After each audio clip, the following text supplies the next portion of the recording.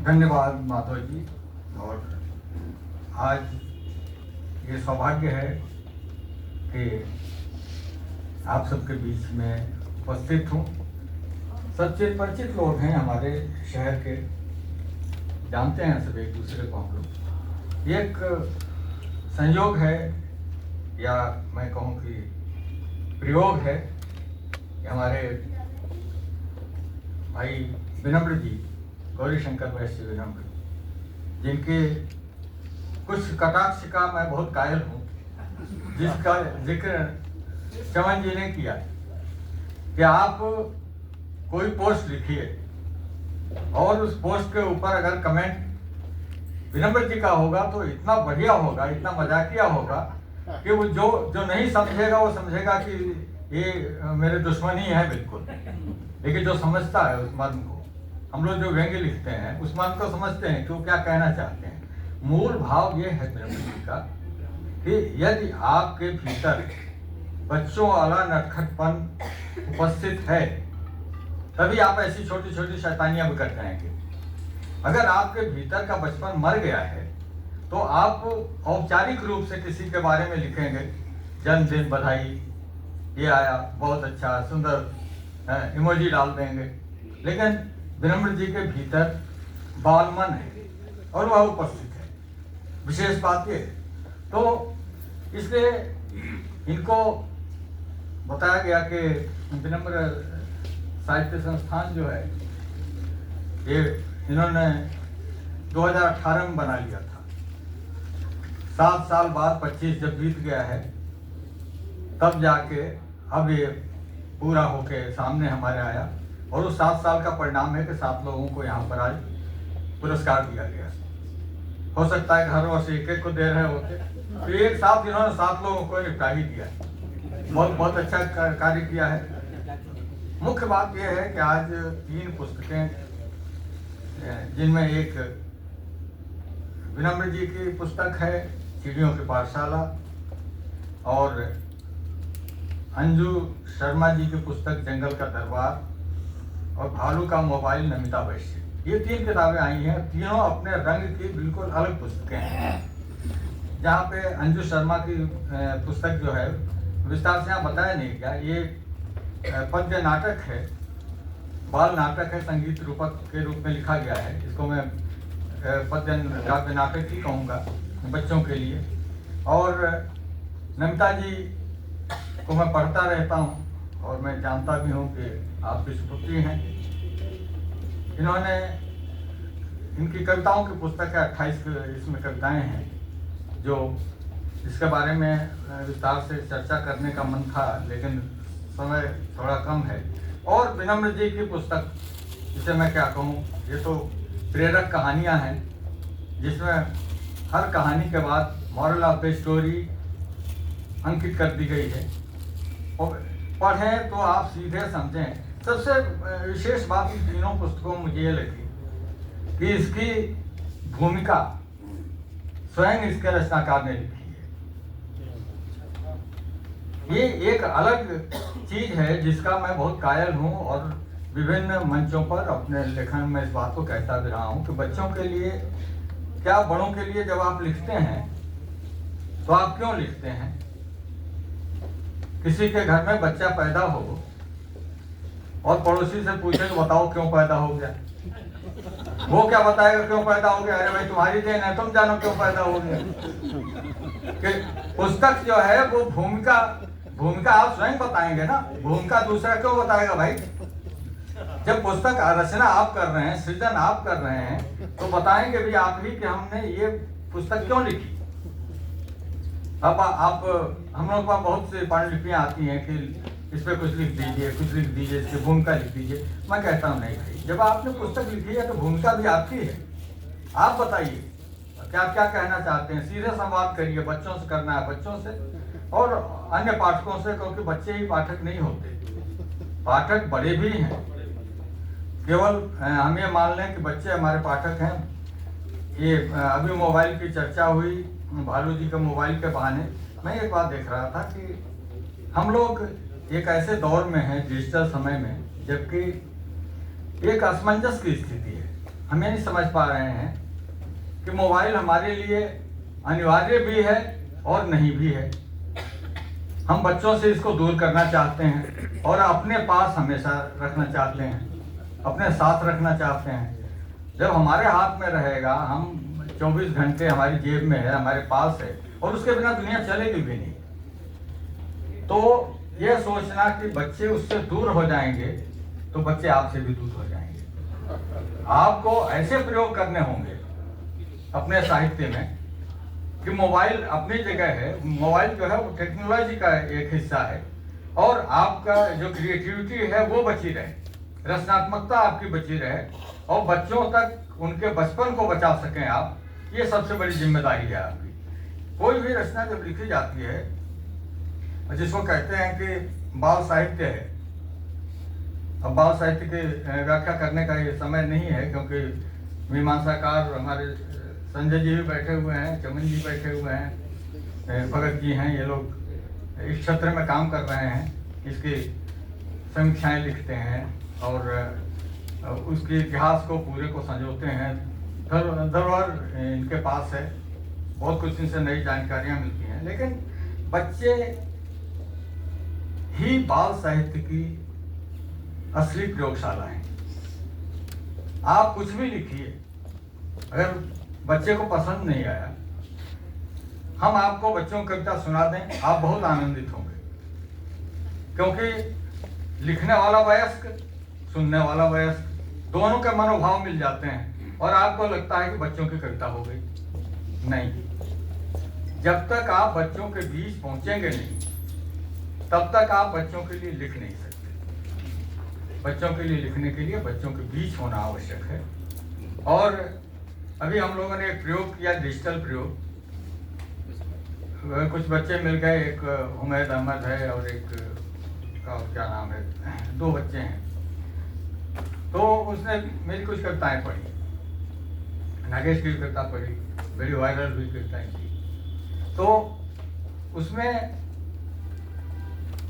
हमारा उद्देश्य ये था कि और लोग इस दिशा में आगे आएं, अपने क्षेत्र में, अपने मोहल्ले में, अपने गांव में, अपने शहर में, जहाँ के भी हैं वो, वहाँ से ऐसे बच्चों की तलाश करें जो उनकी कविताएं पढ़ सकें, और उसको हम ले आएं इस प्लेटफॉर्म पे, जो आज का डिजिटल प्लेटफॉर्म है, उसके ऊपर हम ले आएं और देखें कि उसकी क्या स्वीकार्यता है, और अगर अच्छी कविता होगी, लोकप्रिय होगी। लेकिन दुर्भाग्य से मैं कहूँगा कि 1 वर्ष बीतने को आए, मुझे 2-4 भी ऐसे रचनाकार नहीं मिले जो कि इस दिशा में उन्होंने काम किया हो, और सार्थक काम, यानी पहचान वाला काम। 1-2 लोगों ने प्रयोग किए, कुछ ने खुद गाए, कुछ ने एनिमेशन बनाया, कुछ किया।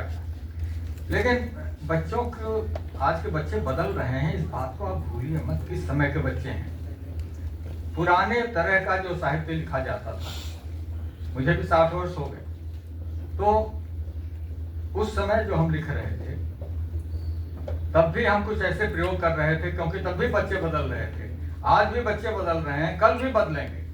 वैसे ही नहीं रहेगा समाज। एक समाज में बदलाव होता रहेगा क्रमशः, और उसके साथ आपके साहित्य को चलना है, आपकी भाषा को भी चलना है। क्योंकि बहुत सारी जो कविताएं, विशेष तौर पे मेरा क्षेत्र तो कविता का है, इसलिए मैं साधिकार कहानियों के बारे में बोलता भी नहीं। कोई कहता है तो मैं कहता हूँ, भाई मुझे क्षमा करो, मैं इस पर मेरा कोई अधिकार नहीं है, और बच्चों के लिए मैं लिख लेता हूँ, इसलिए कुछ बातें कह देता हूँ। वो दौर था जब हम लोगों ने लिखना आरंभ किया, तो हमारे पहले एक पीढ़ी थी, और वो पीढ़ी लखनऊ में भी, जिनके नाम, बहुत लोगों के नाम पर सम्मान दिया गया है, उनके साथ हमने संगठन के भी काम किए हैं। उनके साथ बहुत, वो एक लंबी कथा है, चाहे उपनंदन चंद जी रहे हों, चाहे बाबूलाल शर्मा प्रेम जी रहे हों, जितने भी नाम हैं, वो मुझे लगता है कि समकालीन ही है। तो उस समय जो ये लोग लिख रहे थे, उससे हटकर कुछ करने की चाहत थी, कुछ नए प्रयोग, कुछ नए प्रतीक, कुछ नए बिंब अपनी रचनाओं में लाने का प्रयास, एक नई भाषा और कितनी बच्चों को वो आकर्षित करती रही, कितनी करती रही, मैं कह नहीं सकता। हालांकि जिन्होंने इतिहास लिखा, ये लिखा बहुत चर्चा करते हैं, बहुत अच्छा लिखते हैं, मैं नहीं मानता। जब तक वो बच्चों के प्रयोगशाला में वो चीज़ नहीं मानी जाएगी, वहाँ तक नहीं पहुँचेगी। अगर नागेश की कविता वायरल हो गई तो मैं मानता हूँ कि वही कविता, उस तरह की कविताओं को यहाँ पे हमें देखना है कि इसमें क्या विशेषता थी। रचनाकारों को ये बात करनी है। आप कोई भी लिखें, सब लगभग साहित्य से जुड़े हुए लोग हैं। इसलिए मैं ये बात कह रहा हूँ कि डिजिटल दुनिया को जो है, विनम्र जी को तो मैं बधाई दे सकता हूँ क्योंकि कहानी में लिखा है, इसलिए इस पर विशेष टिप्पणी मैं कोई नहीं करूँगा। एक बात कहूँगा, रचनात्मक लेखन की प्रकृति अलग होती है और विकास की गति अलग होती है। विकास कितनी तेजी से हो रहा है और आपका जो रचनात्मक लेखन है वह कहीं कल्पना में जाता है, कहीं और दिशाओं में जाता है। तो आपको सूत्र में मैं बात कर रहा हूँ, इन दोनों चीज़ों को आपको समझना जरूरी है कि आप जो लिख रहे हैं उससे तालमेल हो रहा है कि नहीं हो रहा है। आज भी जब मैं पढ़ता हूँ कि बच्चों की कविताओं में छायावादी काल की भाषा प्रयोग में आती है, जो बच्चों के लिए नहीं है। नित्य, नव, ये चूंकि ऐसे शब्द हैं, जब शैक्षणिक कविताएं जो कि पाठ्यपुस्तकों में जाएंगी उनके लिए आप लिख रहे हैं तो अलग बात है। कुछ हमारे यहाँ रचनाकार हैं जो कहते हैं कि हम पाठ्यपुस्तकों के कवि हैं, उनको आप इधर कहीं कार्य क्षेत्र में नहीं पाएंगे। वो ऐसी कविताएं ही लिखते हैं कि जो पढ़ाई जाए बच्चों को और अर्थ समझाया जाए, इसका शब्दार्थ निकालो क्या है। वो पल्ले आम बच्चे के पल्ले नहीं पड़ेगी। तो इस तरह के प्रयोग से इन शब्दों को आपको ध्यान रखना होगा कि आज की भाषा क्या है, आज के बच्चे क्या बोल रहे हैं। मैं भाषण कर रहा हूँ तो मैं बेशक खड़ी बोली में और इस तरह से आपसे कर रहा हूँ। आम बोलचाल में हम लोग अंग्रेजी के आधे शब्द आधे मिक्सिंग करके बोलते रहते हैं जैसे। और ये भी न समझिए कि अब गांव शहरों की दूरी भी इस मोबाइल ने समाप्त की है। जो बात शहर के बच्चे के पास पहुंच रही है मोबाइल के जरिए, वो गांव के बच्चे के पास भी पहुंच रही है। इसलिए इस बात पे आपको ध्यान रखना है कि आप ये मत सोचिए कि मैं लिख रहा हूँ तो ये ग्रामीण बच्चों के लिए है, ये शहरी बच्चों के लिए है, ये आदिवासी बच्चों के लिए है। अरे आदिवासी बच्चों के लिए उनकी भाषा तो आप जानते नहीं हो, उनकी समस्याएं आप जानते नहीं हो, उनके बचपन को आपने समझा नहीं है, उन क्षेत्रों में गए नहीं। आप एनसीआर में और दिल्ली में और जगहों पर बैठ के अगर ऐसी कविताएं रचते हैं और सिर्फ संगोष्ठियों में ऐसी बातें करते हैं तो इससे बाल साहित्य का भला नहीं होगा। सम्मान देना अलग बात है। विनम्र जी, अपने पूर्वजों के प्रति ये कृतज्ञता ज्ञापन है जो आपने सम्मानित किया आज लोगों को, यहाँ पर हमारे साहित्यिक बंधुओं को। लेकिन हमें बचपन को समझना होगा। हमारा बचपन कुछ और था, आज का बचपन कुछ और है।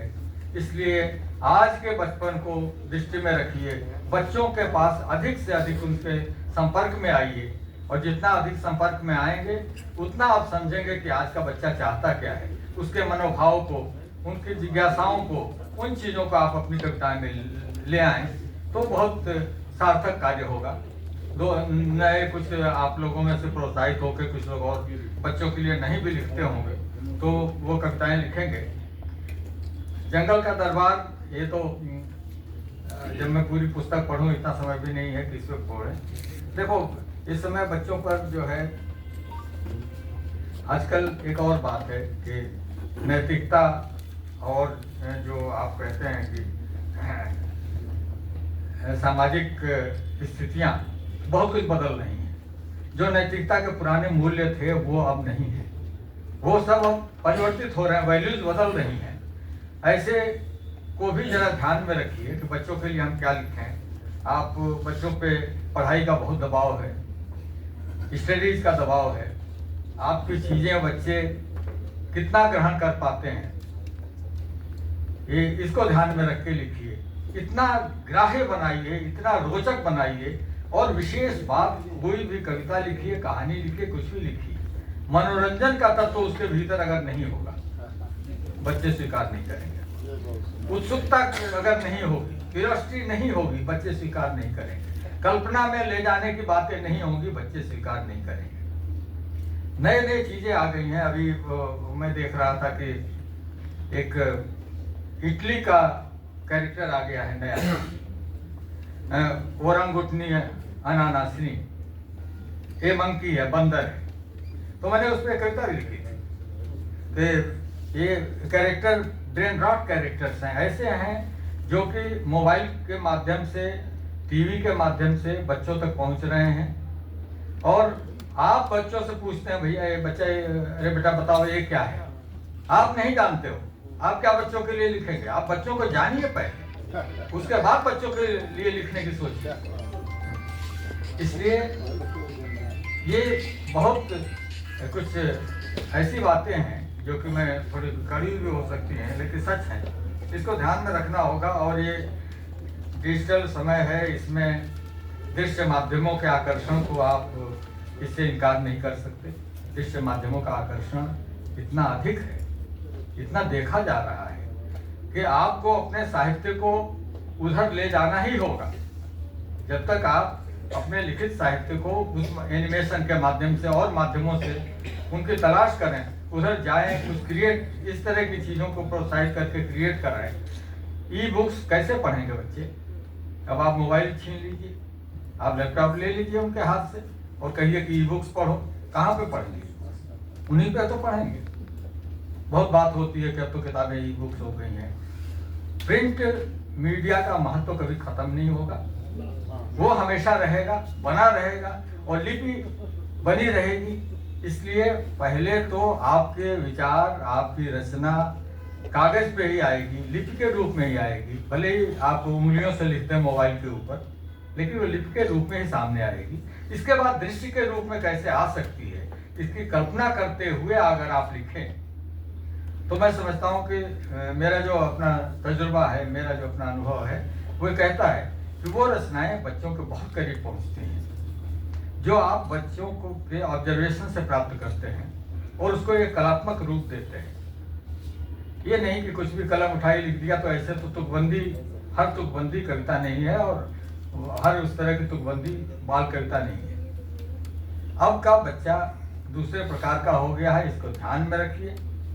ये पुस्तकें स्वागत योग्य है, इसमें कुछ नयापन भी है और जहाँ बात अप्रत्यक्ष रूप से कही गई है, विनम्र जी जैसे लोगों ने बहुत उसके साथ उसका संदेश भी दे दिया है कि अगर अभिभावक पढ़ें, शिक्षक पढ़ें तो बच्चों को समझा सकें, बच्चे भी पढ़ें और इतने समझदार होंगे तो उसका तात्पर्य उन जो स्टोरीज हैं उनको समझ सकें।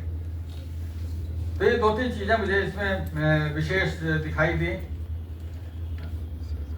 बर्र बर्र पपाती किसने सुना है? आपने नहीं सुना है।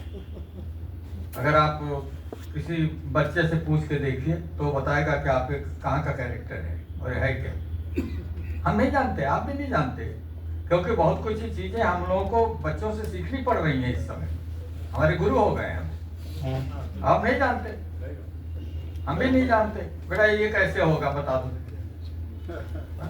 तो वहां पे आप, वो शिक्षक हो गया, हम उसके विद्यार्थी हो गए, हम उससे सीख रहे हैं। समय बदल गया है, बाल साहित्य में भी बदलाव आ रहा है, लेकिन उतनी इसकी गति नहीं है, क्योंकि कला के बदलाव की गति उतनी तीव्र नहीं होती जितनी विकास के बदलाव की होती है।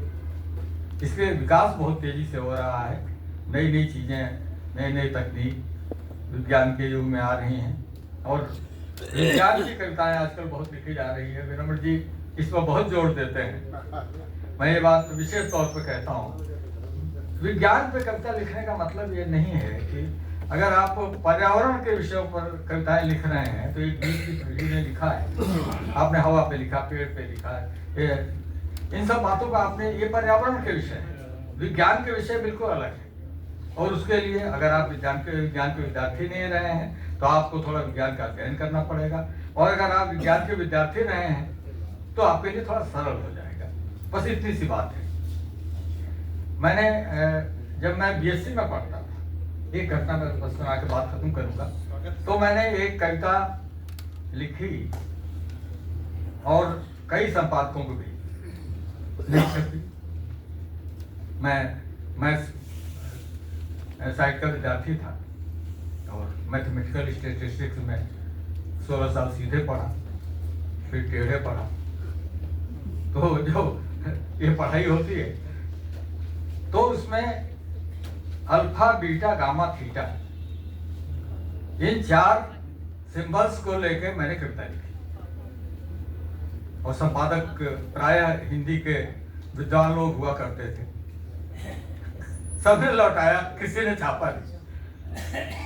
और जबकि उसको आज मैं पढ़ता हूं और आज के बच्चों से मैं पूछूं तो वो बता देंगे। उसमें 4 प्रयोग किए थे मैंने। अल्फा को मैंने कहा था कि अल्फा क्या है, उसके शक्ल चीटा जैसी है। तो अल्फा बीटा, उसमें एक तुक आता है चीटा। जब आप अल्फा बनाएंगे तो आगे उसके 2 नोक निकली हुई चोंच होती है। आज के बच्चे और खूब अच्छी तरह से जानते हैं। बीटा को मैंने बताया एक टांग लंबी है इसकी, बी के नीचे यूं बना तो बीटा हो गया।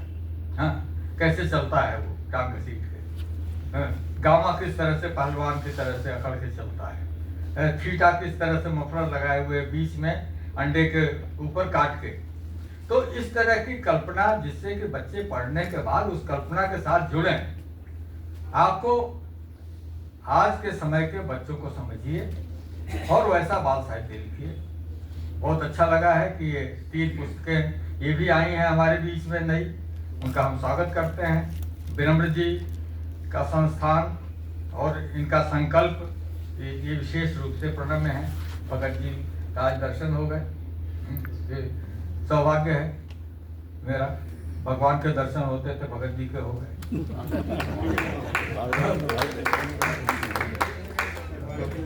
ये नहीं, बाल साहित्य के भगत हैं, सच्चे भगत बाल साहित्य, जो बिहार में कम से कम उस चेतना को जगाए हुए हैं। डॉक्टर राष्ट्रबंधु के बाद इन लोगों ने, कुछ लोग हैं जो उस संकल्प को उठाए हुए हैं। एक बात और कहना चाहूंगा, जिस स्थान पर हम खड़े हैं, उत्तर प्रदेश हिंदी संस्थान, कितने वर्षों से मैं देख रहा हूं कि यहाँ के पुरस्कार न घोषित हो रहे हैं न वितरित हो रहे हैं। बाल साहित्य के कुछ पुरस्कार अवश्य होते हैं, लेकिन वे भी जितनी संख्या है उतनी घोषणाएं नहीं होती।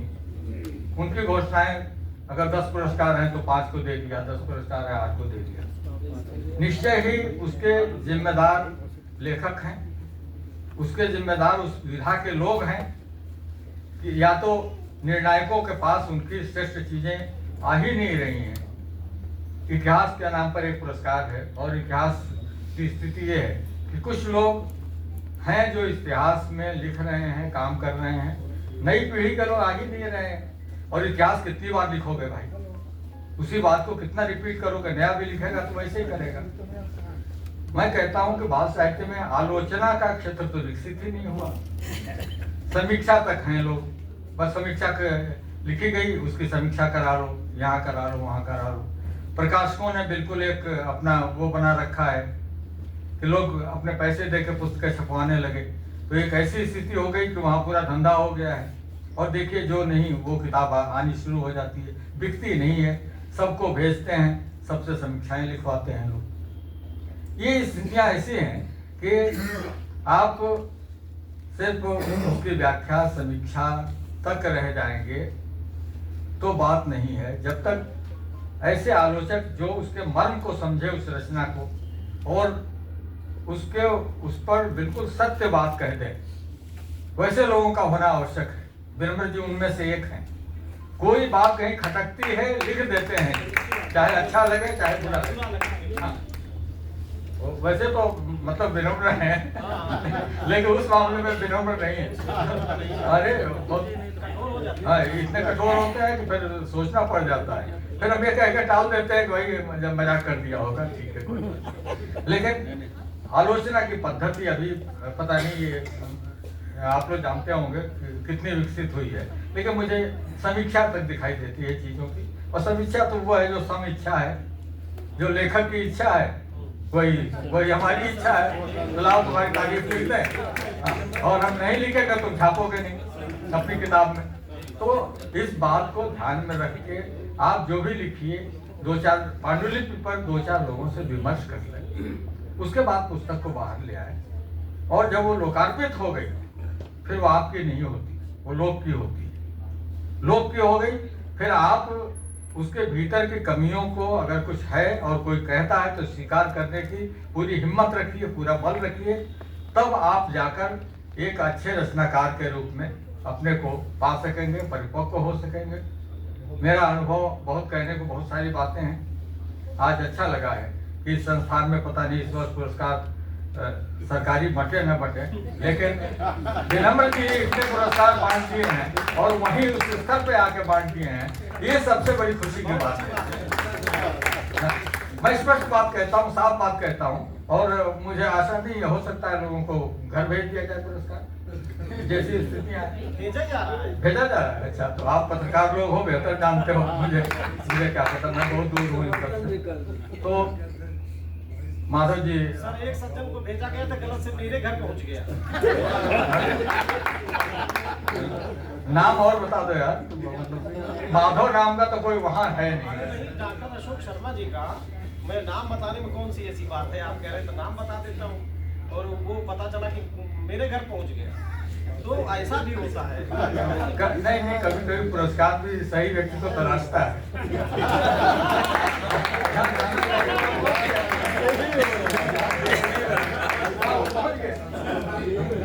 अब आपको स्वीकार कर लेना चाहिए था, आपने ईमानदारी दिखाई। ये समय उतनी ईमानदारी का नहीं है। रचनाकार लोग हैं, सब जानते हैं कि रचनात्मकता की स्थितियाँ ये हैं कि आजकल आधी चीजें तो लोग AI से लिखवा ले रहे हैं। ये समय आ गया है, कृत्रिम बुद्धिमत्ता के द्वारा लोग रचनाएं लिख रहे हैं, कर रहे हैं। वो उससे थोड़ा बचिएगा और अच्छा लिखें, लोग बढ़िया लिखें, कुछ और लोग प्रोत्साहित हों बाल साहित्य को लिखने के लिए, जिससे विनम्र जी अगले साल उनको पुरस्कार दें। इसलिए भी लिखिए, बहुत अच्छा लगेगा। आज का कार्यक्रम बहुत आके आप सबके बीच सुंदर लगा है। 2 निर्वहन दे दिए। मैं आया था यहाँ पर क्या अतिथि बनकर, मुख्य अतिथि, और कहा कि नहीं आप थोड़ा सा वहाँ बैठिए। अध्यक्ष के रूप में, चूंकि मैं ऐसे ही था, स्टाफ का अरेंजमेंट, तो मैं उसका निर्वहन इसलिए नहीं कर सका क्योंकि काफी लंबा कार्यक्रम चल गया। मैं होता तो उसको समय की सीमा में बात देता और कुछ और अधिक आपसे बात करता। फिर अवसर आएगा, अगली बार हम लोग फिर मिलेंगे, क्योंकि विनम्र जी के पास तो गारंटी है और हमारी आप सबकी शुभकामनाएं हैं। 100 वर्षों तक तो ऐसे ही दिखलाई देंगे। कहाँ लगते हैं कि अमृत काल है इनका, 75 वर्ष है, युवा लगते हैं। हम लोग बूढ़े हो गए, विनम्र जी और उल्टी गति में चल रहे हैं, जवान होते चले जा रहे हैं। इनके पूरे परिवार को, बच्चों को, बिटिया को, बहू को, सबको आशीर्वाद। और जहाँ पूरे घर के लोग एक साथ मिलकर साहित्य की सेवा कर रहे हैं, तो ये कार्यक्रम आज तो यहाँ पर स्थानीय स्तर पर हुआ है। भगत जी के आने से थोड़ा राष्ट्रीय हो गया, लेकिन मनीष ने आश्वासन दिया है कि अंतर्राष्ट्रीय बनेगा। मैं इसके लिए बहुत शुभकामनाएं देता हूँ और आप सबको बहुत बहुत धन्यवाद। बहुत बहुत